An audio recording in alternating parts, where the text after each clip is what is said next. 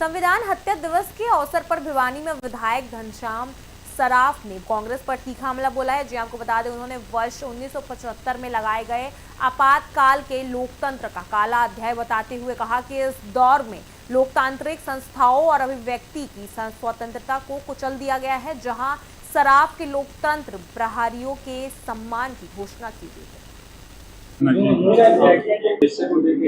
ये इमरजेंसी तो हमारी प्रधानमंत्री स्वर्गीय श्रीमती इंदिरा गांधी ने 25 जून 1975 को संविधान की हत्या कर दी और आधी रात के समय भी लोगों को घर से उठाया। इसमें राष्ट्रपति फखरुद्दीन अली अहमद ने देश के आपातकाल की घोषणा की।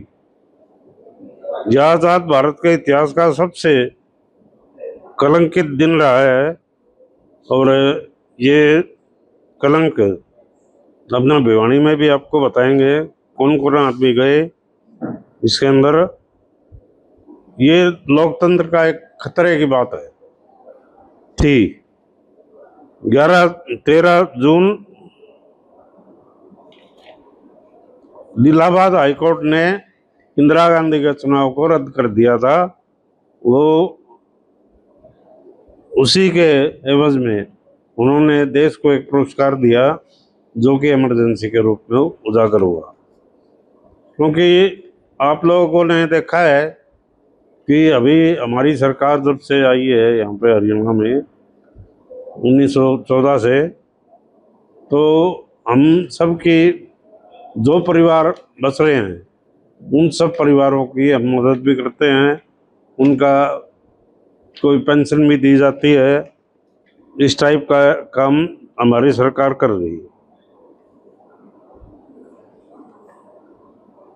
जयप्रकाश अग्रवाल, नारायण जी, मोरारजी जी देसाई, अटल बिहारी वाजपेयी, लाल कृष्ण आडवाणी जी समेत हजारों नेताओं ने मीसा में कैद जेल में भेज दिया गया।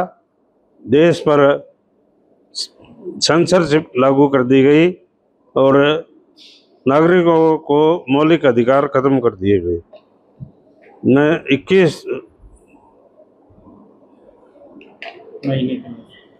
21 महीने के लगभग आपातकाल रहा है, जो 21 मार्च 1977 को यह हटाया गया। इसके बाद के चुनाव की घोषणा की गई और चुनाव में भारतीय जनता पार्टी एक जनसंघ बोल दो, उस समय जनसंघ थी और जनता पार्टी का निर्माण हुआ और उसकी सरकार बनी। मोरारजी देसाई हमारे प्रधानमंत्री बने।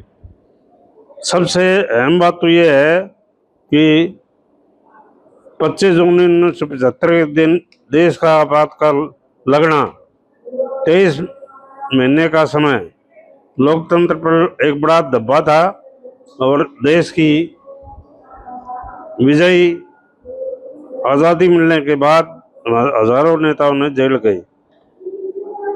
1 लाख के करीब आरएसएस के हमारे स्वयंसेवक अंदर किए गए और उसमें 20,000 करीब जनसंघ के नेता भी शामिल थे। तो पूरे देश में एक ऐसा कंट्रोल बना दिया गया कि वो किसी के काबू के बात नहीं रही और नेताओं ने मनमर्जी करके अपनी चाल को चलने का काम किया। लोकतंत्र के